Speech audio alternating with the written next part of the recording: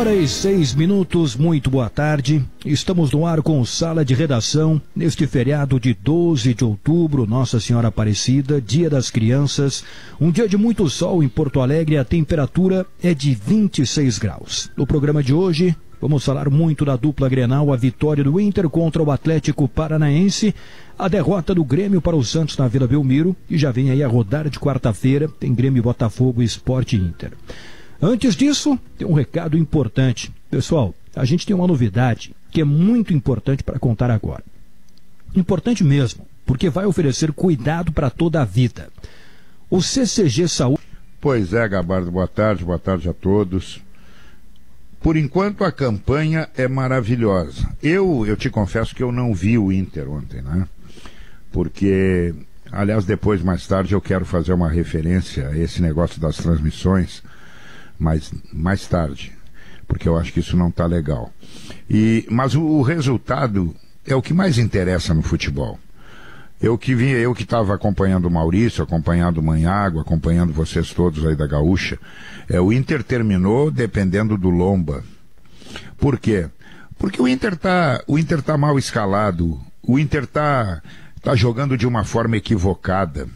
Jogo no Beira-Rio, e o Atlético Paranaense não é nem sombra do que foi no ano passado, por exemplo.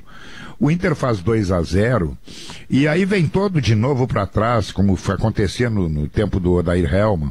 Acaba dando para o adversário a bola, e quando o adversário tem a bola, evidentemente que ele vai te pressionar. E te pressionando, numa dessas acaba fazendo um gol, como foi o caso ontem, entra no jogo, não desiste, termina com mais posse de bola, mais arremates contra o Inter, e o jogo era no Beira-Rio. Então a forma de jogar do Inter, muito também pelas escolhas equivocadas de escalação do seu treinador, principalmente quando mexe mal, né? Não coloca os seus jogadores nas verdadeiras posições, aonde eles podem render mais, acaba trazendo, no mínimo, sufoco para o torcedor. A gente vai dizer, mas está em segundo lugar na tabela. Tá em segundo lugar na tabela. Mas será que se o treinador tivesse acertado na maioria dos jogos, não estaria na liderança e com folga? Eu acho que sim. Perdeu pontos para o Goiás com 10. Ninguém perde ponto para o Goiás, é muito raro. Deixou escapar a vitória contra o Fortaleza, contra o Bahia aqui no Beira-Rio.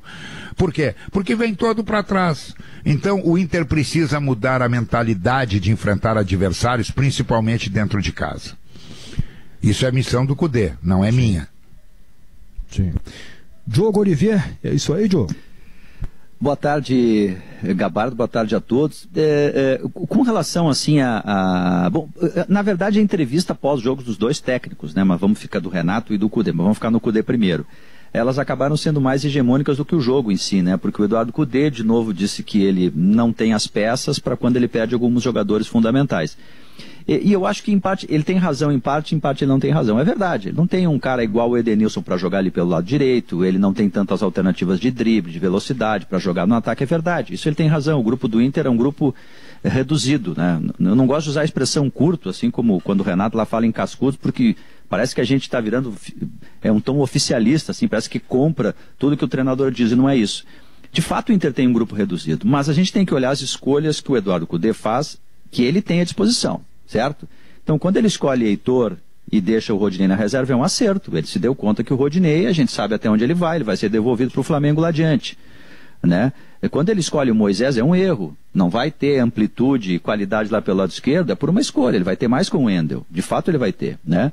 Quando ele coloca o Musto na reserva, é um acerto. O Musto não estava dando soluções. Agora, quando toda hora para se defender, ele simplifica e coloca um jogador de defesa a mais, né, para tornar o time mais compactado, não importa qual seja o argumento. Ontem ele até explicou, porque o Patrick não estava pegando a inversão de bola para compactar a linha, enfim.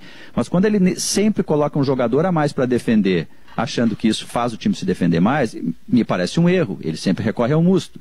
O Inter passou a se defender não muito bem, justamente quando entrou o Musto. Aliás, com 5 segundos de campo ele fez uma falta perto da área. O Potker é uma solução... O Potker é uma solução que a gente sabe que não dá resposta. Não é nada contra ele, as coisas não acontecem para o Potker. Ele também cometeu uma falta infantil que deu a bola na trave na cobrança de falta. Então, assim, o Inter terminou o jogo com Rodinei, Moisés, Potker e Musto. Quer dizer, jogadores que estão errando, né? Então, eu acho que ele acerta em muitas coisas, mas ele comete erros quando ele diz que não tem um grupo à disposição suficiente, mas as peças que ele tem, às vezes, ele usa erradamente. Esse ponto, Eduardo, que o Diogo traz, quando ele cita esses 4 jogadores, na minha rede social e provavelmente na sua, Eduardo, na do Diogo, na do Guerrinha, de todo mundo que está no programa, no Davi, no Leonardo. Eu tô aí também. O Duda Garbi está também, que eu não tinha ouvido ainda, desculpa. Estamos Duda. aí, Maurício. Mas o Rafael também. Bom, o Rafael então deve explodir a rede social do Rafael. Bah, esse deve ser o mais cobrado. Entre os torcedores acaba sendo, Diogo, os nomes que você citou, se aparece na minha rede, aparece muito mais na de quem é torcedor feito o Rafael. Moisés, Musto, William Potker, esses 3 jogadores, mais o Rodinei, quando você tem os 4 entre os 11, a qualidade geral do seu time cai drasticamente. E a culpa não é deles. Eles dão o melhor que podem, eles entregam tudo que têm. Mas se um treinador escalar os 4 ao mesmo tempo e depois for ao microfone para dizer que o grupo é curto, A não vai fechar com B, porque ele tem outras alternativas que não estas para testar e não testou.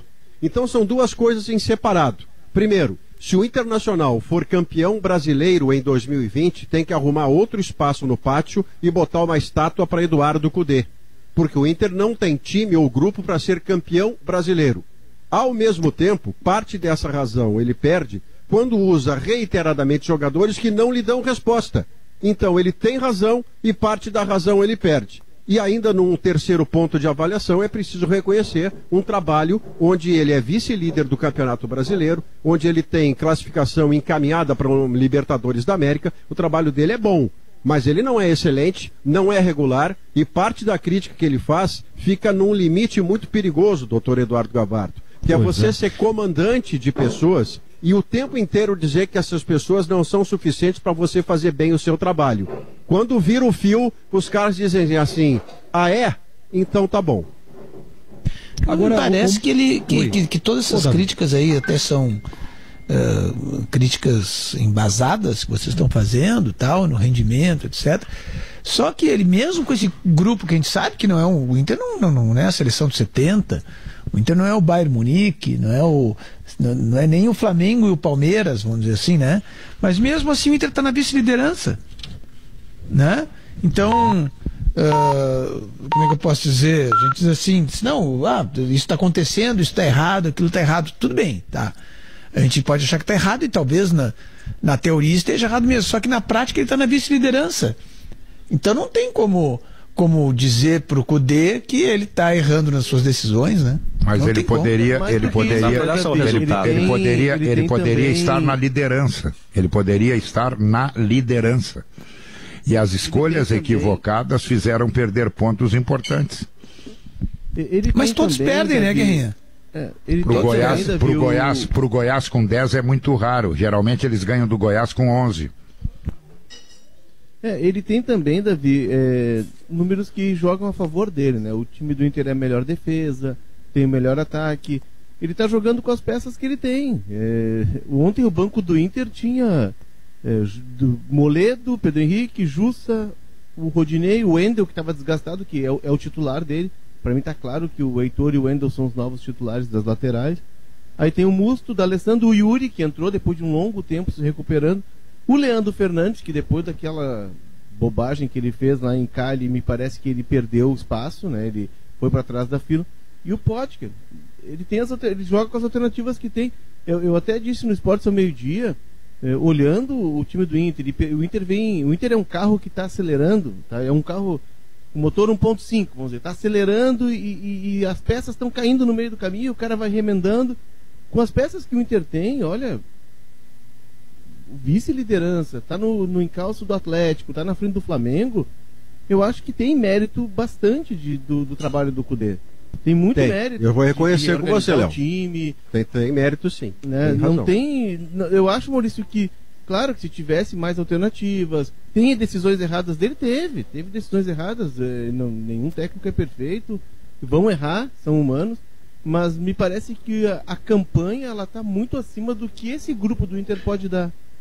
Assim, tem um trabalho coletivo. É que eu não sei, Léo, sabe, a gente tem as questões técnicas. A gente tem um hábito que é natural, Natural de a gente analisar tudo sob o ponto de vista dos nossos protagonistas, né? Então, a história é contada por um protagonista. Os nossos protagonistas são o Grêmio e o Inter. Muito bem, então a gente diz assim, não, o Grêmio está bem, então tem que ganhar tudo. O Inter está bem, tem que ganhar tudo. Está mal, vai perder. Só que tem um adversário, né? No caso dos adversários, se a gente for ver no Campeonato Brasileiro, vamos pegar grupos, a gente está falando de grupo, né? Grupo curto, essa coisa toda, né? Tem o grupo do Flamengo, que é inegavelmente o melhor, a gente vê pela qualidade, pelo custo, né? Até pelo que está rendendo, pelo que já rendeu, o do Flamengo. Tem o do Palmeiras, o Atlético Mineiro, tal, que não é grande coisa, francamente. Olha, o time do Atlético Mineiro, a gente olha assim, não vejo, sabe, toda essa meu Deus do céu, o grupo do Atlético Mineiro. O do Grêmio, certo? E qual é o outro que é melhor do que o do Inter? Tem algum outro melhor do que o do Inter? Realmente, que tu chega e diz assim, não, esse aqui tá muito superior. São Paulo no mesmo nível? Palmeiras, Flamengo. Não, Palmeiras eu citei. Flamengo, Palmeiras, o Atlético Mineiro, o Grêmio, São Paulo não é melhor. O grupo do Atlético Paranaense é melhor que o do Inter? Claro que não. Pois eu também acho que não. E aí o que acontece? Acontece que o Inter leva sufoco. Aliás, o Inter leva sufoco de todos dentro do Beira-Rio. Tirando o jogo com o Santos, que foi uma exceção, que o Inter fez a melhor partida do ano e ali deixou todo mundo animado. Depois o Inter dentro do Beira-Rio foi um pavor. Contra o Bahia terminou se defendendo. Contra o Ceará terminou se defendendo. Contra o Atlético Mineiro nem vou falar. O Atlético só não chutou no gol. Teve 70% de posse de bola. Teve uma que chutou, o Zé Gabriel tirou na linha, né? Dentro do Beira-Rio. Então, o problema todo, tu não pode começar um jogo com Marcos Guilherme. Não pode. Jogando de meia. Não, meu filho. Não. Tu vai matar o Marcos Guilherme e vai morrer junto com ele. Esse é o problema. Faz as escolhas certas, bota nos lugares adequados os jogadores, se ganhar ou se perder, ele está isento. Ele botou os jogadores que têm mais capacidade nos seus verdadeiros lugares. O Guerra, ontem aconteceu um negócio, a gente estava na transmissão e que delícia de novo no estádio, né? Eu fiz o jogo com o DPI, eu e o Gustavo fizemos o jogo com aquele protetor de rosto e eu botava o microfone por baixo daquele protetor que era para o som ficar melhor. O Gustavo teve que narrar, sim, são os protocolos e a gente teve que cumprir. Mas ontem, por exemplo, há um momento do jogo que ele até dá uma explicação que eu demoro a entender, e deve ser uma limitação minha, quando ele explica, um repórter faz uma pergunta muito bem feita, que é a seguinte: machucou o Praxedes, ele chama o D'Alessandro. Depois ele desiste do D'Alessandro para voltar de Musto e Lindoso. Por quê? Aí ele deu uma explicação que eu confesso não ter entendido qual era o sentido dela, porque aquele era o momento em que você decidia ter a bola de novo ou entregava oficialmente a bola para o Atlético Paranaense, que foi o que o Inter fez. Quando entra o D'Alessandro pouco depois, o D'Alessandro entra de falso 9. E aí não dá para ele cumprir a tarefa que ele entra para cumprir. Quando você tem o D'Alessandro no campo, você quer ficar com a bola, você quer reter a bola, com a sua capacidade de qualidade técnica e de armação. Se você o colocar de falso 9, ele está adiantado demais e não prende a bola, porque a bola não chega nele. Foi o que aconteceu ao longo do jogo no segundo tempo ontem, e o Atlético Paranaense avançando progressivamente sobre o campo do Inter. Na única vez em que o D'Alessandro fez o papel do articulador, ele dá o passe no Yuri Alberto, que aliás entrou muito bem. O Yuri Alberto dribla o zagueiro, chuta e o goleiro faz uma grande defesa para evitar o terceiro do Inter. Então, quando o Cudê acertou na entrada do D'Alessandro, faltou acertar o lugar do D'Alessandro jogar. Mas, enfim, ele disse um troço, Rafael, que é importante também, tá? Na entrevista. E ele tem dito isso repetidas vezes e eu dou razão ao Cudê. E aí, é muito mais fácil você corrigir, defeitos de um time vencendo do que corrigir perdendo. Quanto a isso, ele não tem nenhuma desrazão. E aí, Gabardo, tudo bom? Boa tarde, Gabardo. Boa tarde, queridos amigos. Aí, um feliz feriado para todos aí os que estão nos escutando. Parabéns pelo dia, Malenotti. Aí, parabéns, Gabardo. Malenotti, parabéns pelo teu dia. Obrigado. E na verdade aqui, né, com vocês todos, eu sou Erasmão mesmo. Sou uma criança, não entendo nada, né? Bem-vindo, Gabardo, aí pela ancoragem. Obrigado. Ao Sala, né? Coisa boa. Descansar um pouquinho, né? Isso, deixa lá ele descansar um pouquinho, merecido, né? O nosso capitão Gancho tem um descanso merecido agora. Na verdade, assim, a gente sabe que estamos enfrentando um ano atípico mesmo, a gente sabe que não só o grupo do Inter está tendo dificuldades, mas todos eles estão tendo.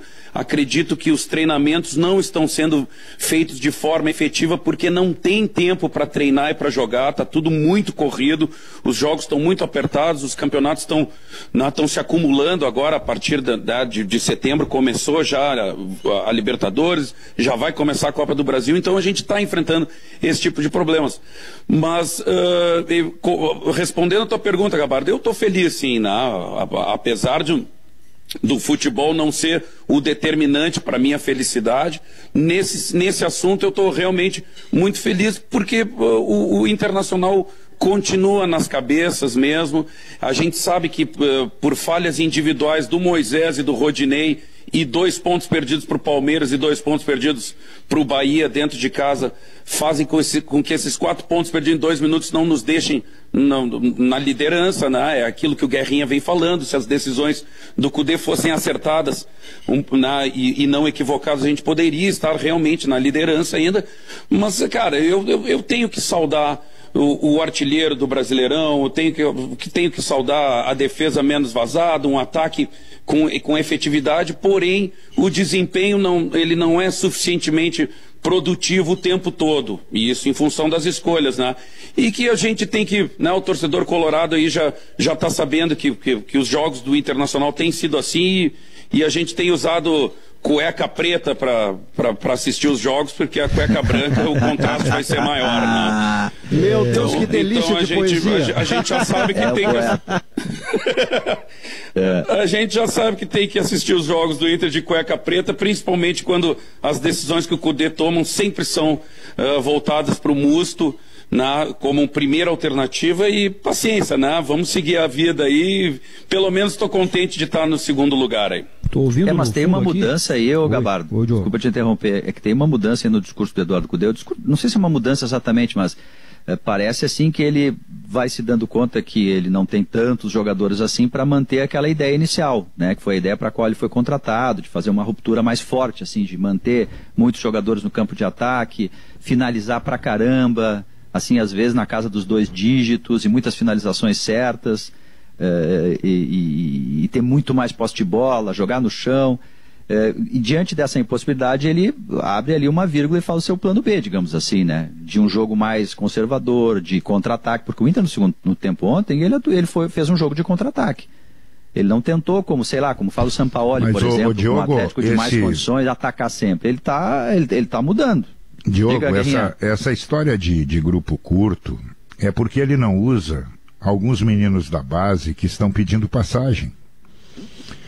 Eu vou citar o próprio caso do Heitor. O Internacional já tinha o Heitor e o Inter foi buscar 2 laterais, a pedido dele, não é pedido meu. O Inter botou esses dias o Léo Borges, entendeu? Que não joga menos do que o Moisés, e o Léo Borges simplesmente hoje é a 3ª, 4ª opção. O Inter tem o Cezinha, que não é aproveitado. Ele foi o melhor jogador da Copa São Paulo. Se tu olhar os outros times, incluindo o Flamengo, o Palmeiras mais do que o Flamengo, eles usam muitos os meninos. Usam. Por quê? Primeiro porque confiam nos meninos. Os meninos estão no grupo. O Flamengo cansou de ganhar jogos aí com o Natan, o próprio goleiro está jogando, o Hugo. Era o 3º goleiro do Flamengo, hein? Não vai pensar que ele é do ABC Não, é do Flamengo.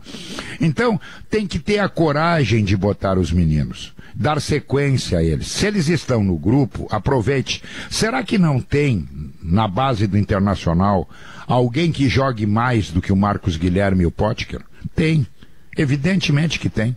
Os meninos são campeões da Copa São Paulo. Mas, não, vai buscar um atacante argentino que hoje é banco de reserva, nem é lembrado.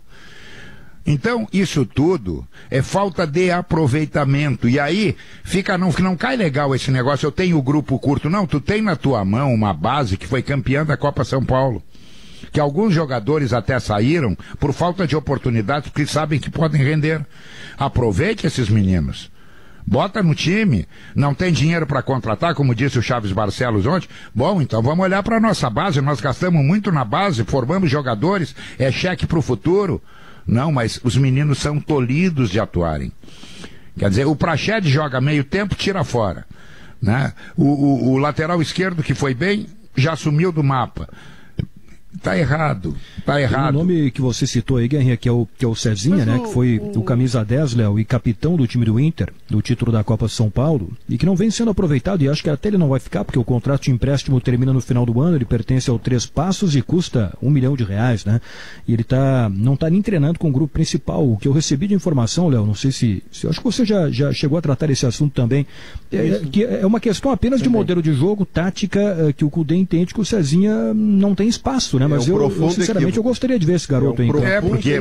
Porque ele acaba optando por Codê, ele acaba optando por Musto e Lindoso.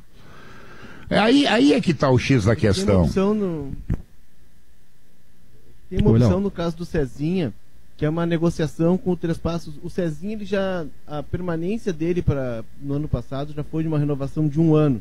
E na época, eu sei porque eu trabalhei muito com a ideia do Três Passos, eu escrevi sobre o Três Passos quando fechou a negociação do menino do Botafogo, Luiz Henrique, né? Que foi pro Olympique Marseille, né? É do Sandro Becker, é um clube formador, traz muitos jogadores, faz uma garimpagem muito forte no Norte e no Nordeste, e agora fizeram a grande venda que vai impulsionar o clube. O clube tinha surgido com um tamanho, ele até estava diminuído, né? Estava com menos categorias, menos profissionais trabalhando, porque é um clube formador, e agora vai ter injetado uma boa grana, porque o Luiz Henrique foi vendido por 12 milhões de euros. Na questão do Cezinha tem uma negociação e o Inter fez a opção de não comprá-lo, porque seria só mais um empréstimo. Parece que o Cezinha, inclusive o Sandro Becker, tem uma boa relação com o Botafogo, deve estar a caminho do Botafogo. Mas é um equívoco profundo, Léo. Na semana passada. Equívoco. Oi? É um equívoco profundo porque você não pode desfazer do que o campo lhe mostrou. Por exemplo, o Cezinha, e você viu a Copa São Paulo, porque é muito atento às questões da base, até por trabalhar essa questão particularmente, o Cezinha não foi menos do que o Praxedes na Copa São Paulo. Eles foram os 2 grandes destaques do setor de meio campo, cada um numa função. E o que eu chamo de profundo equívoco é porque o Cezinha, que foi capitão, camisa 10, entra na área, faz gol, ele é um jogador raro. Ele é um jogador que tem a capacidade da armação e a entrada na área. Seja lá o que aconteça fora do campo com o Cezinha, se o passe dele, o direito federativo, custa 600 mil ou custa R$1 milhão, com o potencial que ele tem e com a juventude dele, não há uma explicação que justifique você não ficar com ele. Se ele tem problemas fora do campo, se você tem 20 anos de idade, você vai encostar nele e vai dizer assim: amigo, você tem 20 anos, você é talentoso, eu vou comprar você, eu vou emagrecer você se você está gordo, mas é um investimento no talento, porque ele é um jogador raro. E o Internacional não estar utilizando no grupo principal, sob a argumentação de que ele não cabe no modelo do jogo, e aí você olha jogadores mais experientes que estão em campo e que estão jogando pouco ou nada, não há o que explique. É um equívoco profundo de interpretação. O Inter vai perder um jogador que é raro. E depois não dá para dizer, pois é, né? Isso acontece na vida de todo mundo. Não, acontece se você for descuidado. O Maurício, 1h30, tem que fazer um intervalo aqui, Léo. Léo. Claro, vai lá. Não, rapidamente não. E depois o Diogo vai me arrumar. E depois, Léo, o Diogo vai me ajudar a achar um gancho aqui pra gente chamar o intervalo. Né? Tá calor, vamos falar de ar-condicionado. E aí, Léo? Tá quente o programa, tá quente o programa. E aí, Léo? Tá quente. Não, na semana passada, a gente pode ampliar depois, Gabardo, do intervalo, alguém me assoprou lá do índice, olha, o Peglo vai aparecer. E até era por talvez no jogo contra o Bragantino ele deve entrar no segundo tempo. Tá treinando muito. Só que o Peglo se lesionou. E aí é a questão do menino, azar, né? Como é uma transição, não é azar, Gabardo. Tem azar, claro, do menino, mas é uma transição de ele pegou Covid. Pegou até Covid. Ele teve uma fissura na vértebra, ele teve a Covid, ele teve lesão muscular, agora tem a tendinite. Por quê? Porque o Peglo é um caso. O Peglo ele passa do juvenil para o profissional, ele quase não foi sub-20. Chegou a ser sub-20 por meses. Então é uma mudança. Eu sou fã da formação, eu adoro, eu acho que é o futuro do futebol brasileiro, é a sustentação. Mas os meninos eles sentem. O Praxedes ontem sentiu. Por quê? Porque o Praxedes é 2002. Mas não são... viu o Brasil ser campeão do mundo. Mas, Léo, são só os do Inter que sentem. São só os do Inter que sentem. Não, os do Flamengo, não sentem. Os do Flamengo não sentem. Os do Flamengo não sentem. Mas o do Flamengo, tu falou do Hugo Souza, que é um baita goleiro. O Hugo Souza era o quarto goleiro, ele só jogou porque teve...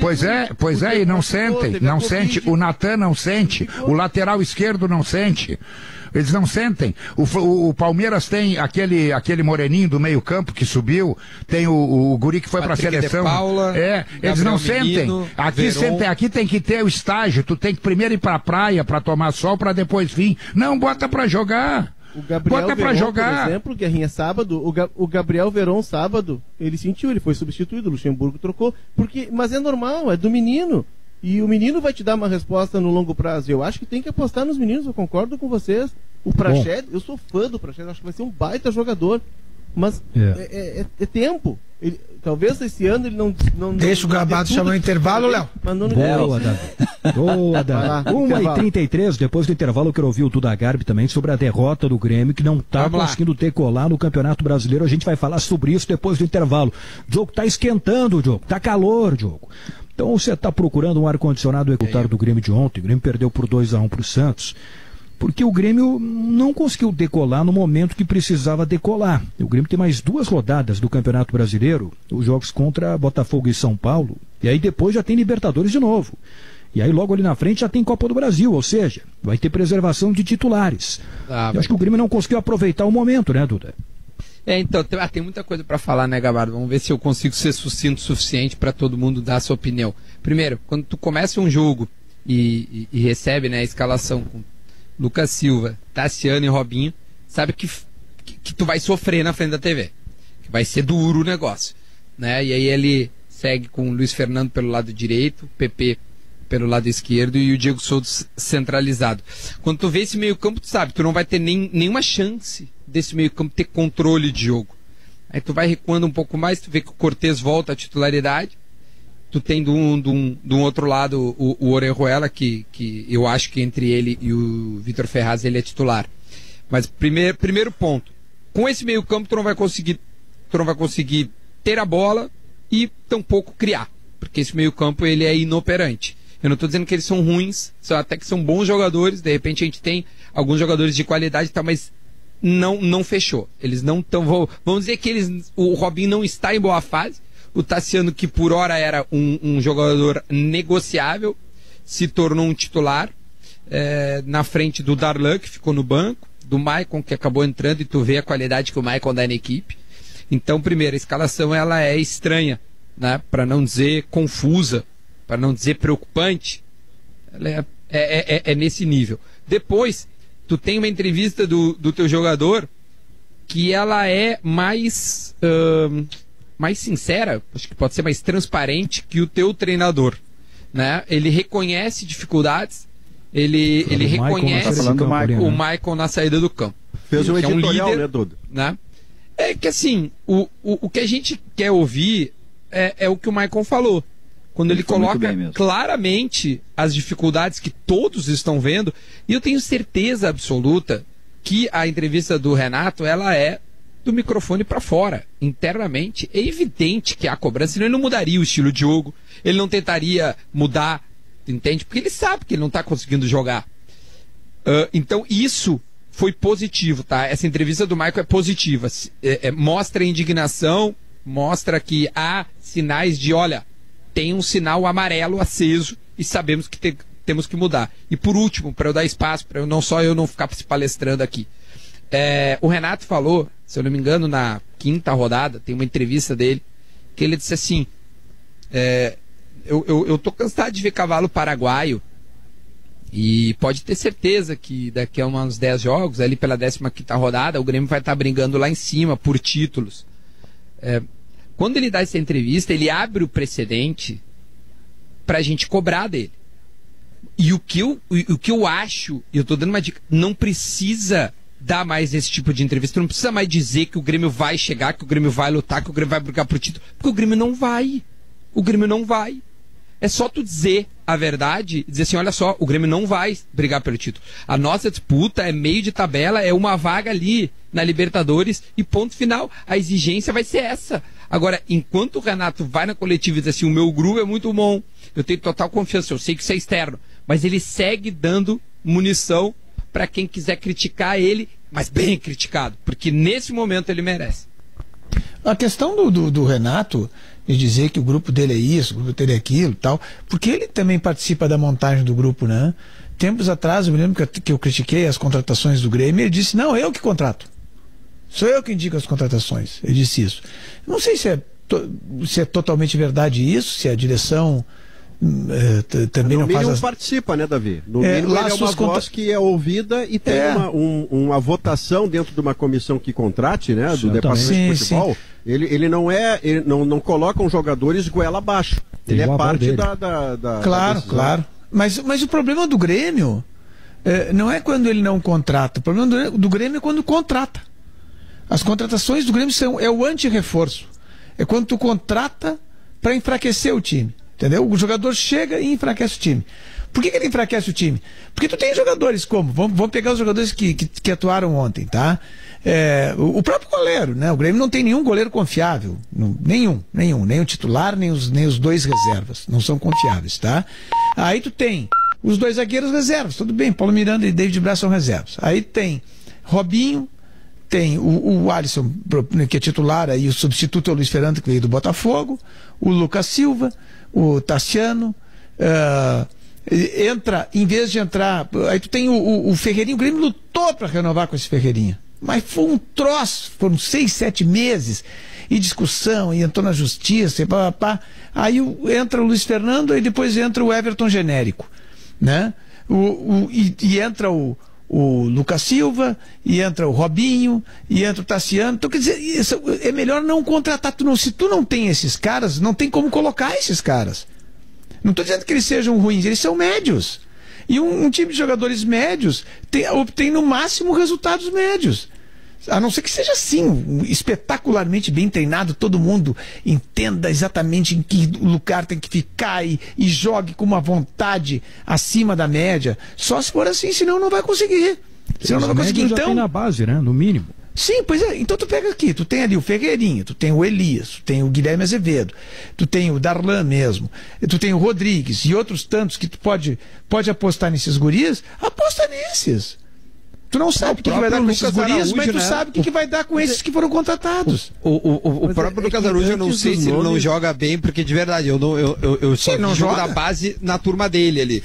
É um jogador que, poxa, ele pode ter oportunidade, mas se a gente não vê ele jogar, ele treina com os caras, mas não joga. Porque ele assumiu, né, o Renato entendeu que a melhor formação é com o volante na frente da área, certo? Só tem o Lucas Silva com essa característica, né, no momento do Grêmio. Até que o Grêmio tentou lá o Wellington Pássaro lá, né? O homem pássaro que bota a mão na bola e não tem problema. Não conseguiu. Criou 7 jogos, não poderia jogar, acabou não trazendo. Então ele vai ter que buscar esse primeiro volante para revezar com o Lucas. Ou tu vai ter que mudar a tua formação, voltar com o 2, mas voltar a jogar de uma forma com que esse 2-3-1 dê resultado. O fato é o seguinte, há um tempo atrás... Isso é um fato, tá? Há um tempo atrás, a dupla de volantes do Grêmio era Maicon e Arthur. Foi Wallace e Maicon. Foi Jailson e Arthur. Foi Matheus e Maicon. Ontem entrou Lucas Silva, Robinho e Tassiano. Então a queda, para mim, é mais representativa e possível. Aí tem um ponto que eu acho importante, porque tem a escalação em si, eu concordo contigo, já até escrevi sobre isso, né? O problema central do Grêmio foi aí, Lucas Silva e Tassiano. O Grêmio perdeu completamente o meio-campo do primeiro tempo, tem uma Robinho, cabeçada, né, no escanteio. Robinho, mais exatamente. Importante, eu acho, Diogo. O Robinho foi a pior atuação das três. Porque tu tem, assim, o primeiro tempo, o Santos toma conta do meio-campo. O Diego Souza tem uma cabeçada no escanteio e um chute de fora da área do Lucas Silva. Só isso, mais nada. Mas então, assim, ó, quando esses dois volantes, mais o Robinho, essa trinca aí de meio campo, não estava acontecendo nem para marcar, nem para ter transição, o técnico tem que pensar em mudar. E eu acho que aí o Renato errou no jogo em si, nas opções que ele tinha, porque ele demorou demais a mexer. Quando entrou o Isaac no lugar do Robinho, foi uma alteração correta, mas não era esse o ponto central do Grêmio. O problema eram os dois volantes, como disse o Duda. Tanto que a 25 do segundo tempo, quando entra o Maicon e o Diogo Barbosa, que o Cortez foi muito mal, o Marinho deitou lá pelo lado esquerdo, né? E o David Braz não é o Kahneman para fazer a cobertura. Quando esses dois jogadores entram, o Grêmio muda imediatamente, tanto que o gol começa com troca de passes. PP tem diálogo lá com o Diogo Barbosa, e aí o Isaac participa e chega para bater o Diego Souza, enfim.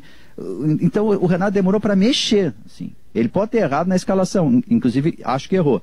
Agora o jogo estava mostrando, inclusive no intervalo, que tinha que mexer, porque o primeiro tempo foi inexistente do Grêmio, e ele demorou para mexer. Aí quando tu joga 30 minutos em vez de 95, fica mais complicado, a margem de erro reduz, inclusive, para eventuais erros de arbitragem. O gol até tem uma participação curiosa do Diego Souza como volante, né? Ele recua quase ao lado do Maicon para começar a jogar, depois aparece para arrematar. Mas me parece que o problema do Grêmio, ele está anterior a nomes. O problema do Grêmio é mais profundo do que nomes. Concordo com o Davi, acho que o Grêmio tem muitos jogadores médios, né? Tem um cardápio maior para ir trocando, rodando, mas são jogadores médios. Só que o problema do Grêmio, me parece que o Grêmio está no meio do caminho.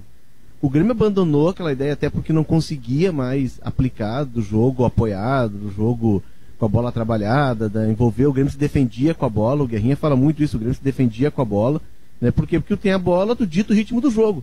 O Grêmio nunca foi um time veloz, tirando o Extrema lá, o Cebolinha, o Grêmio nunca foi veloz, não é um time de velocidade, de transição rápida, não. O Grêmio trabalhava, tonteava o adversário, construía e chegava ao gol. Quando o Everton sai, parece que uma cortina de fumaça, assim, ela some. Porque o Grêmio jogava muito na individualidade do Everton. Muitos jogos que eu fiz na Arena era Maicon ligação pro Everton, virada de jogo e o Everton resolvendo. E agora o Grêmio tá no meio do caminho. Porque o Grêmio não tem mais aquela capacidade de jogar com a bola, de trabalhar, porque mudaram os jogadores, perdeu a característica. E também o Grêmio não é um time agressivo, o Grêmio não é um time que marque alto, o Grêmio não é um time rápido. Qual é a ideia de jogo do Grêmio? Sinceramente, eu não consigo identificar. O Grêmio até tenta marcar alto. O Grêmio não consegue. Não, o Grêmio não marca. Ontem tentou. Ontem tentou marcar alto, Léo. O Grêmio também, só não tem língua pra fazer ontem ele tentou marcar alto e sabe o que acontecia? Os jogadores do Santos passavam pelos jogadores do Grêmio. Passavam. Então assim, ó, a marcação alta ela funciona quando tu interrompe a jogada no campo de ataque. Se a jogada passou pro outro campo, tem que ser bem treinado, aí Davi. vai dar problema, tem que ser sincronizado, tem que ser todo mundo lá em cima, o bloco é alto, é difícil. Tu tem que encurtar o campo, né, Duda? Tu diminui a fração de campo que tu vai trabalhar. Senão tu dá um espaço entre a zaga e o meio campo que fica os caras jogando atrás, eu tenho que se passar. Pega a defesa desguarnecida, né? Exatamente. Tem que ser sincronizado e treinado isso. Tu tem que ter zagueiros rápidos, Duda, né? Tu tem que ter laterais rápidos para compensar esses jogadores que estão lá na frente, né? Para ter velocidade de recomposição. Tem uma coisa enfim, também que é curiosa, que... Não, Duda, me parece assim... Vai, conclui. Não, me parece assim, Duda, ó, que o problema do Grêmio não é nem nome. O problema do Grêmio é saber que estrada ele vai pegar, que tipo de jogo ele vai fazer, que ideia de jogo ele vai aplicar. E isso é um passo que está na mão do Renato, e que o Grêmio está mudando a ideia de jogo no meio da temporada. Por isso que o problema do Grêmio é muito mais profundo. Vocês pararam para fazer uma análise das contratações do Grêmio? Quem é o jogador que chegou para ser titular indiscutível? Nenhum. Barbosa? Mas nem isso. Não é, né, e não é. É uma das escolhas erradas do Renato. O que chegou para ser titular e é titular é o Vanderlei. Só o Vanderlei. Afora o modelo, eu reconheço que. O Diego Souza também, né? Mas essa do Léo. Todos os dois laterais. Não tinha ninguém, né? Não tinha faltava gente. Faltava gente. Agora, quem repõe uma peça é o Vanderlei, que sai e entra ele, e era para ser o Diogo Barbosa, que, eu vou te dizer, se tivesse torcida, eu acho que as escalações seriam diferentes, cara. E não é só no Grêmio, não, viu?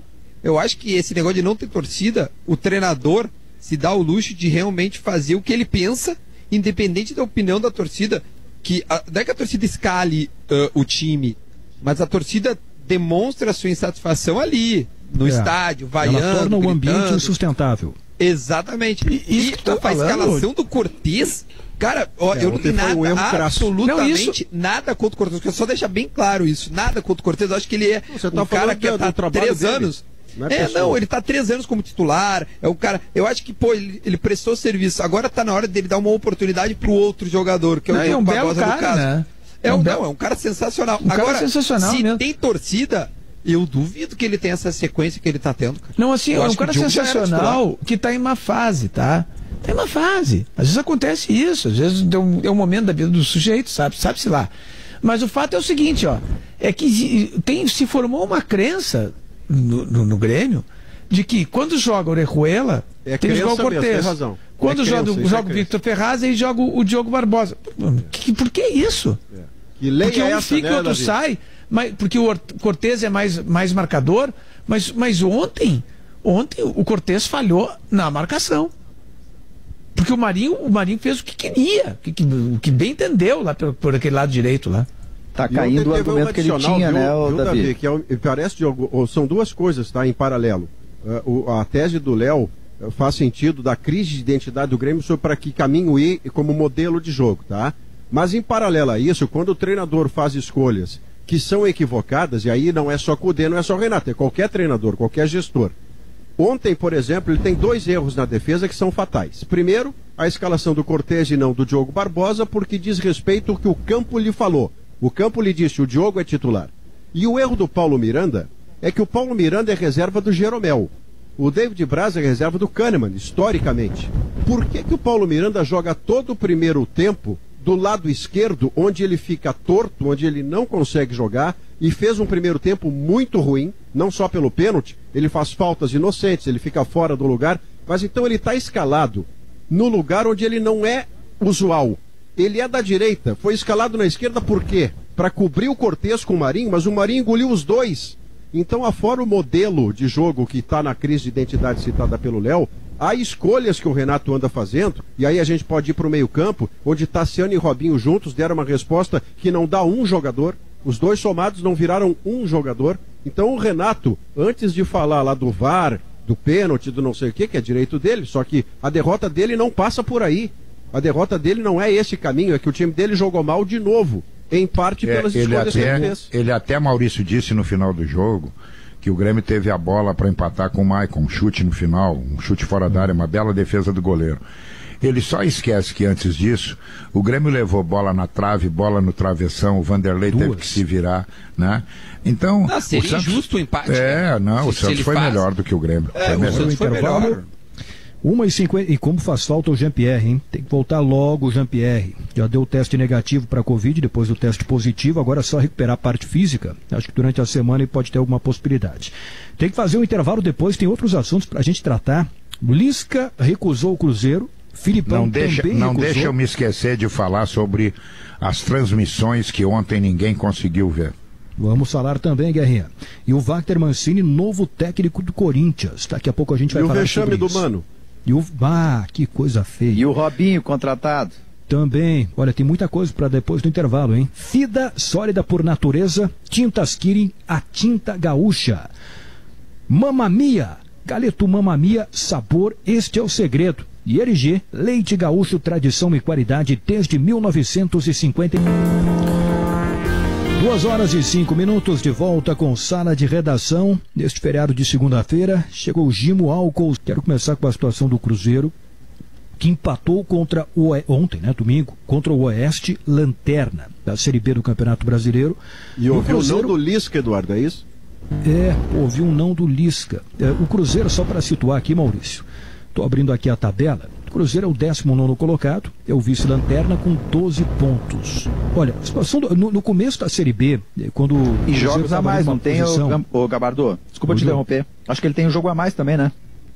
O Cruzeiro tem 15 jogos, ele tem um jogo a mais que o Figueirense, que o Náutico, que o Brasil de Pelotas. Mas eu lembro que a gente fazia aquele cálculo no começo, né? Puxa vida, com aqueles 6 pontos da punição da FIFA, será que o Cruzeiro estaria no G4? Agora, o cálculo é outro. Será que com aqueles 6 pontos o Cruzeiro consegue escapar, do rebaixamento? Com aqueles 6 pontos da punição da FIFA até conseguiria, mas ficaria numa situação ainda muito delicada. Olha, o Cruzeiro está vivendo uma fase terrível, 12 pontos. O primeiro fora da zona do rebaixamento é o Botafogo de Ribeirão Preto, que tem 14 pontos, 2 pontos a mais que o Cruzeiro.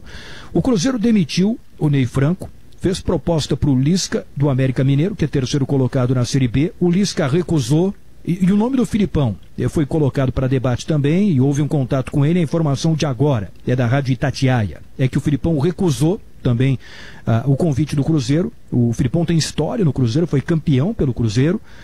Quem será que vai assumir essa bronca? Tá todo mundo recusando. E aí, pessoal? É que o Cruzeiro não tem dinheiro, né? Porque além dessa questão... A saída do Cruzeiro é buscar um treinador que esteja adaptado à Série B. Eu estou dizendo isso porque o Cruzeiro, se tu olhar no papel, o time do Cruzeiro é um time superior a muitos dos candidatos. Mas, em compensação, é um elenco que está psicologicamente abalado. Eu não sei se financeiramente também não está. E se tu botar isso tudo na balança, tu vai ver que o desempenho do Cruzeiro nos jogos é de acordo com a situação do clube. Ele levou um sufoco do Sampaio Correia, e eu estou falando do Sampaio Correia, que ontem eu vi ganhar do Botafogo de Ribeirão Preto. É um time bem arrumadinho, é verdade. Ele perdeu para o Avaí dentro da sua casa. O Cruzeiro, o que está acontecendo com ele, é uma coisa muito perigosa em futebol. Quando o adversário perde o respeito. Ninguém mais respeita o Cruzeiro, nem a camisa do Cruzeiro, que é muito pesada, nem o Mineirão, nem pensando na história do Cruzeiro. E o Cruzeiro vai ter que achar um treinador adaptado à Série B, que possa tirar o Cruzeiro, porque o Cruzeiro subir não vai subir, né? Não vai, os da frente estão ganhando, e ele não ganha. Então ele precisa agora salvar a pele, continuar ali na Série B. Sabe o que eu acho, Guerrinha? É que me parece que o problema do Cruzeiro, ele não é no campo, ele é fora de campo. E o problema fora de campo não tem solução. Não consigo ver solução, porque o Cruzeiro não pode inscrever jogadores. Está bloqueado porque a FIFA não permite. As dívidas que eram de longo prazo, que ele podia pagar lá, né, agora são de curto prazo porque ele saiu do Prafute. Então, ele, de uma hora para outra, apareceu uma dívida atrás da outra. Ele deve para a base, deve para os funcionários do clube. Ele conseguiu pagar o grupo profissional já super limitado, uma folha baixa, porque vendeu um menino da base para um time médio lá dos Emirados Árabes por $600 mil para arrumar 3 milhões e pagar emergencialmente. Então, ele não pode escrever jogadores, ele não pode contratar, ele atrasa salários e ele não tem técnico. Quer dizer, assim, o problema é fora de campo e não tem solução. Se o Cruzeiro ficar na Série B, tá no lucro esse ano, tá no lucro. O Cruzeiro que pega o Juventude sexta-feira, né, Gabardo? À noite. Mas até falaram aí, até levantaram uma ideia do Cruzeiro terminar com o Cruzeiro e criar um novo clube, né? Eu não sei se isso seria viável, eu não sei se isso pode acontecer, deve acontecer, não tenho ideia. A Fiorentina fez isso uma vez, né? O Parma fez isso, a Fiorentina fez, mas é que lá os clubes, eles não são entidades associativas, né? Lá os clubes têm uma outra formatação. Mas, enfim, a questão do Cruzeiro, ela é profunda e tu vê, o Cruzeiro ele deve 7 milhões da compra do William Bigode em 2014. Sim. Eu acho que o Guerrinha chegou a citar a questão do perfil de técnico, né? Eu concordo. O Cruzeiro tem que buscar um técnico com perfil de Série B. Não adianta Ney Franco, Henderson Moreira. Eu acho que o Lisca seria uma boa alternativa, mas recusou, vai continuar no América Mineiro e até acho que faz bem continuar no América Mineiro. Bom, deixa eu passar para outro assunto falando em técnico. O Corinthians anunciou a contratação de Wagner Mancini. Olha, o Corinthians, desde a demissão do Thiago Nunes, ficou aí um mês com o técnico interino, Diego Coelho. Entrou ontem na zona do rebaixamento. A situação do Corinthians é terrível no Campeonato Brasileiro.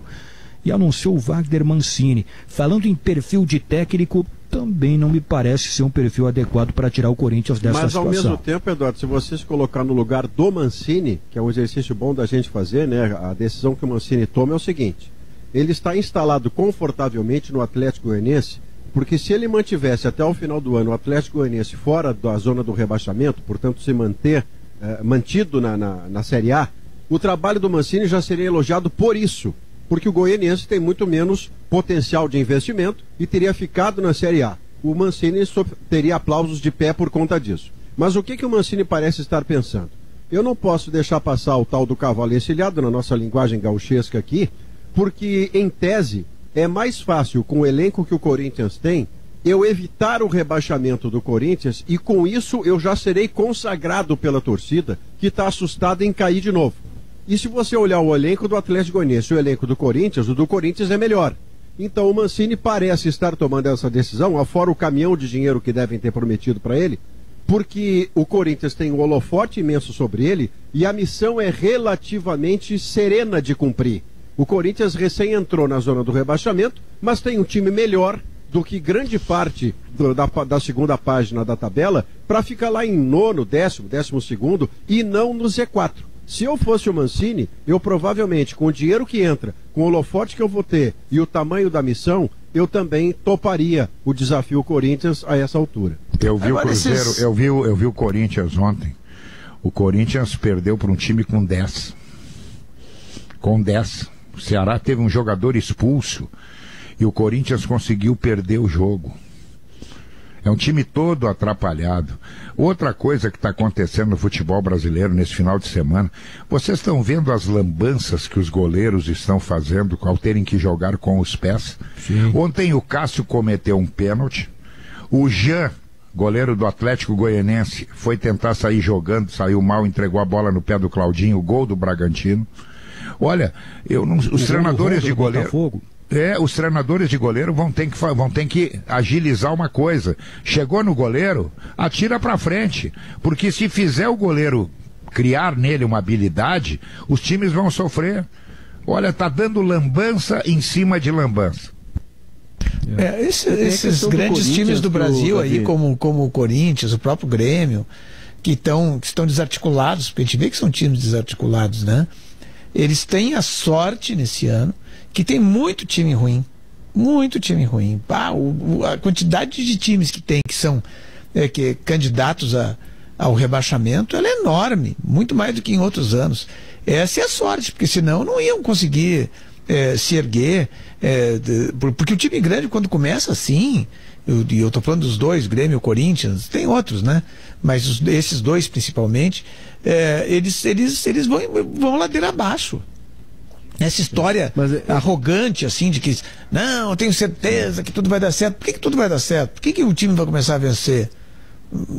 Tem que ter algum dado que comprove isso, sabe? Só dizer assim, não, eu confio no meu grupo, eu confio no meu time. Mas não é o que a realidade está mostrando. A realidade está mostrando outra coisa. Está mostrando desarticulação. Eu acho que tem três times no brasileiro que estão muito, muito bem encaminhados para a queda. O primeiro deles é o Goiás. O Goiás não ganha de ninguém. O Goiás não tem mais o que fazer, né? O outro, que eu esperava muito mais, mas também está apanhando, onde perdeu de virada, o Bragantino. Também está jogando. Tá jogando muito pouco. O Curitiba, né, o outro é o Curitiba, que eu quero aproveitar aqui e mandar os votos em meu nome, em nome de todos vocês, para que aconteça logo uma recuperação do Paulo Pelaipe, que foi atacado pela Covid, precisou ir para o hospital, ainda não saiu, mas vai sair dessa, o Pelaipe vai sair dessa, um abraço para ele. Tem muito trabalho pela frente, Pelaipe. Teu lugar não é no hospital, é lá no Couto Pereira. Pronta recuperação. O Davi estava tratando dos grandes envolvidos com rebaixamento e tal. A gente sempre tem aquela expectativa de que o grande vai sair, mas é que grande não cai, grande despenca, né? Quando começa a descer a ladeira, perde freio e ninguém segura. Só que esse campeonato, tirando o Goiás, eu acredito que o Bragantino vai se recuperar, acho que o Bragantino tem potencial para recuperar, mas o Goiás eu acho que tá definido o destino dele. Porém, se tu pegar o Corinthians, que tem 15 pontos, e o Corinthians é o primeiro da zona de rebaixamento, a distância do Corinthians pro Vasco, que é o 10º, olha só, do 10º ao 17º, 3 pontos de diferença. Isso mostra o campeonato equilibrado, todo mundo perdendo jogador, os clubes desgastados, sem reposição, e eu acredito que vai ser esse equilíbrio até o final, né? Tirando ali o Atlético, que tem uma situação privilegiada, que não vai jogar Copa nenhuma, agora já começa a Libertadores, depois em outubro, final de outubro, Copa do Brasil, depois em novembro as matas da Libertadores, e aí embala, o Atlético vai estar tranquilo, vai estar treinando. Então tu descola o Atlético, para os demais a temporada vai ser de muita exigência e vai acarretar nesse equilíbrio que a gente está tendo. Hoje a diferença ali do pelotão intermediário é mínima, da zona do rebaixamento para a zona da Sul-Americana ali é uma diferença mínima, né? Tem que fazer mais um intervalo e depois vamos falar da contratação do Santos, do Robinho, que é uma situação extremamente polêmica e que a gente vai avançar depois do intervalo. E um minutinho pro Mano Menezes pagando vale em rede nacional? Também, claro, Maurício, eu vi a imagem. Pô, um negócio lamentável que o Mano fez ontem no Maracanã, né? Você escolhe, você escolhe por onde lamentar. Se você lamenta ele se autorizar a se comportar como se estivesse no campeonato da colônia, jogando por o leitão e o barril de chope, que é esse negócio que ele acredita que funciona, que é ele ficar apitando o juiz o jogo inteiro. Ele faz isso ao longo da carreira e isso diminui o trabalho dele, não soma nada. Esse é um problema, chamar o cara de vagabundo. E o outro é a deselegância, a descortesia, a falta de educação de deixar o braço estendido do Odair Hellmann num cumprimento e fazer um gesto do tipo, vai que eu não vou te cumprimentar coisa nenhuma. Que coisa triste, que pena, mano. Tem uma imagem ali, 30 segundos antes dessa grosseria com o Odair, que o Odair cumprimenta um dos auxiliares do Mano, né? O Sidney Lopo, que trabalhou aqui com ele também. Isso. E aí o Odair vai cumprimentar o Mano e recebe esse gesto extremamente grosseiro do Mano, técnico do Bahia, que ainda tem tempo para pedir desculpas, né? Acho que faria muito bem. Gimo, Zafari Bourbon, Ruder, Frigelar, Grupo IESA, Vinícola Aurora e Banrisul Digital. A gente vai para o intervalo e depois vamos falar sobre a polêmica contratação do Robinho lá no Santos. O Banrisul Digital está de cara nova. A sua. Depois de 22 minutos, temperatura de 26 graus, semanalmente a gente recebe um ouvinte ganhador da promoção Você no Sala de Redação aqui no programa. Mas, em função da pandemia do coronavírus, nós do Grupo RBS estamos tomando medidas para preservar a saúde dos nossos colaboradores, parceiros de negócio e ouvintes. Por conta disso, estamos mantendo a seleção do Você no Sala de Redação, mas a participação da pessoa selecionada para o programa será postergada, até que a situação seja normalizada. Contamos com a compreensão de todos. Promoção comercial autorizada pela Cefel. Confira o regulamento completo no blog Promo no Ar. Patrocínio Galeto Mamma Mia Sabor, este é o segredo. E a promoção é da Rádio Gaúcha. Facate. Quer conhecer a 5ª melhor faculdade integrada do Brasil na avaliação do MEC? Opte pela Facate. Bom, a gente anunciou aqui antes do intervalo. Gabardo, antes de falar do Robinho, deixa eu fazer uma reclamação. Sim. Que eu tenho certeza que eu vou fazer uma reclamação em nome de milhões de pessoas. Todo mundo sabe que os estádios estão proibidos de receberem público. Muito bem. Bom, ontem nós tivemos Inter e Atlético Paranaense aqui no Beira-Rio. E nós gaúchos, e quando eu falo nós gaúchos, é todo o Rio Grande do Sul, ficamos impossibilitados de assistir a partida. Todo o resto do Brasil assistiu. Eu me pergunto, por quê? Se não pode ir ao estádio, tu paga um serviço de televisão que não é barato. Não é barato. E aí, na hora de tu assistir, tu é tolhido dessa possibilidade. Eu acho isso um grande equívoco, um grande erro. Olha, o estádio pode receber gente. Bom, até vamos discutir se pode passar para cá ou não. Muito bem. Mas nós estamos cansados de ver passar jogos para a praça justamente agora, aonde o público não pode comparecer. E olha, eu não estou fazendo essa reclamação em benefício próprio, não. Eu estou fazendo em nome de milhões de pessoas que todos os meses pagam as suas mensalidades para terem esse serviço e acabam na hora que vão assistir sendo tolhidos disso. Isso é uma escolha, uma decisão completamente errada de quem tomou. Eu não sei quem tomou. E é um convite. Infelizmente eu tenho que reconhecer isso, e alguns amigos meus ontem me ligaram para isso, para que tu faça irregularidade. O que é irregularidade? Tá cheio de aparelho aí que pega um montão de coisas. E aí, a operadora perde dinheiro com isso também. Eu acho que tá na hora de acertar. O Atlético Paranaense não quer que passe. Como? Para aí, meu amigo. Se tu paga, é para te ver. E eu tô falando também em nome do torcedor atleticano. Ele não pode ser tolhido de ver o seu time. Ainda mais numa época que tu estás proibido de frequentar estádio.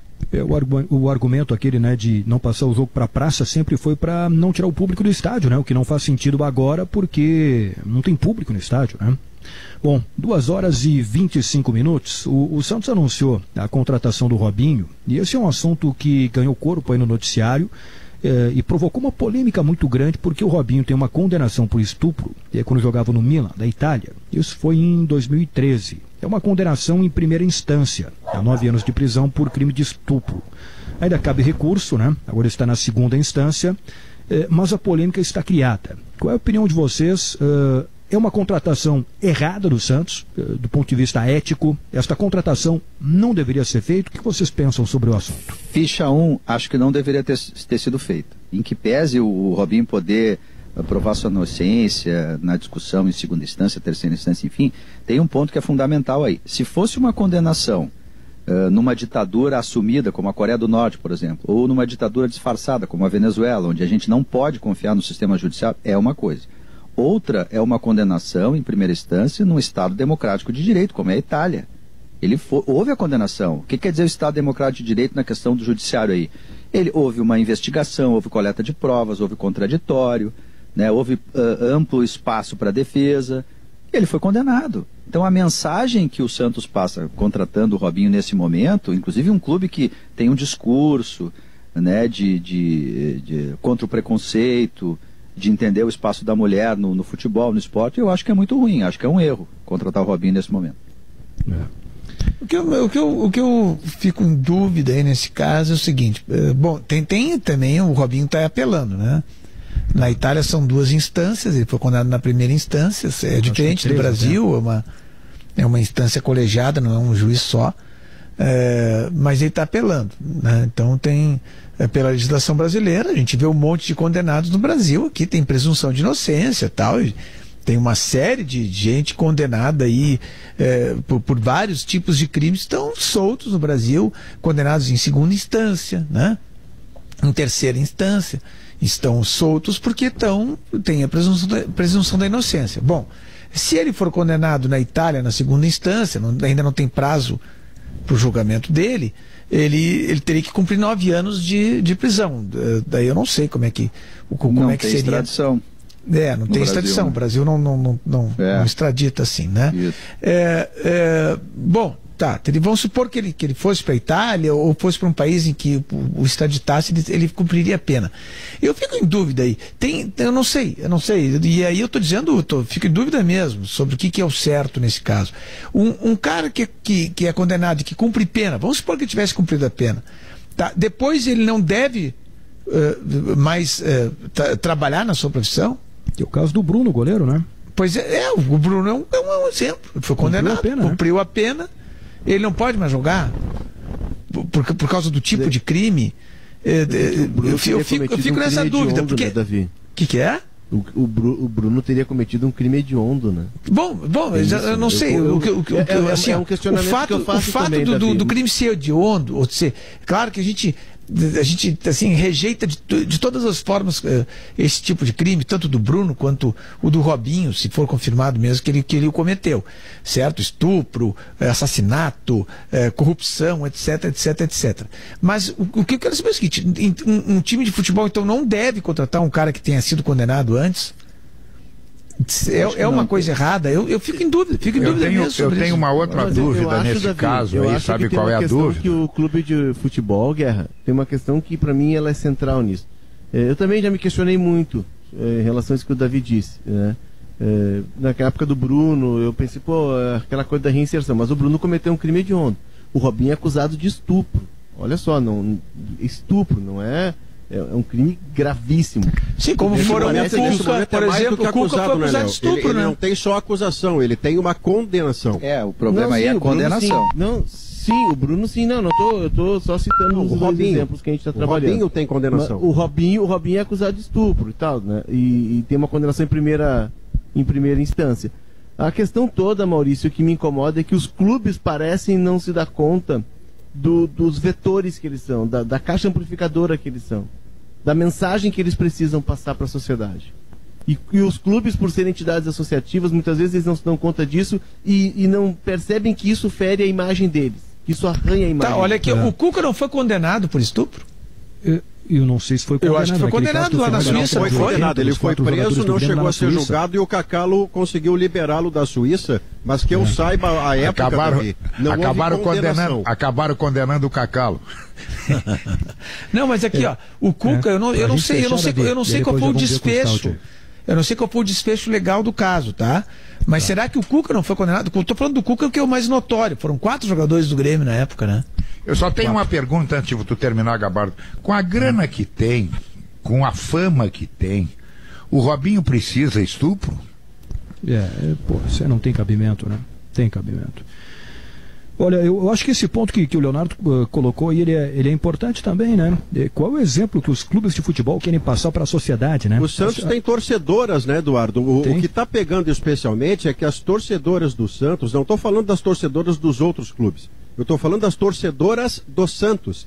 Elas estão se sentindo agredidas, violadas, desrespeitadas, e o mínimo que um dirigente tem que fazer quando cogita uma contratação desse grau de complexidade é o quanto ele vai sinalizar e qual é a perda que ele vai ter. Neste caso, o Santos está tendo uma perda inominável. Bom, muito obrigado a todos. E contratar não normaliza o crime, Maurício? Gabardo, contratar só para a gente ficar para pensar. O dirigente que contrata, ele não acaba, parece que o futebol tem regra própria e normaliza um crime desses? Eu acho que sim, eu concordo. Leandro Stout, boa tarde, Stout. O que teremos a partir de agora no Gaúcha Mais? Boa tarde, Gabardo. Boa tarde a todos. O Gaúcha Mais vai acompanhar o retorno do feriadão, com um movimento grande já nas estradas, no retorno do litoral norte. Vai ter movimento no retorno do interior e a nossa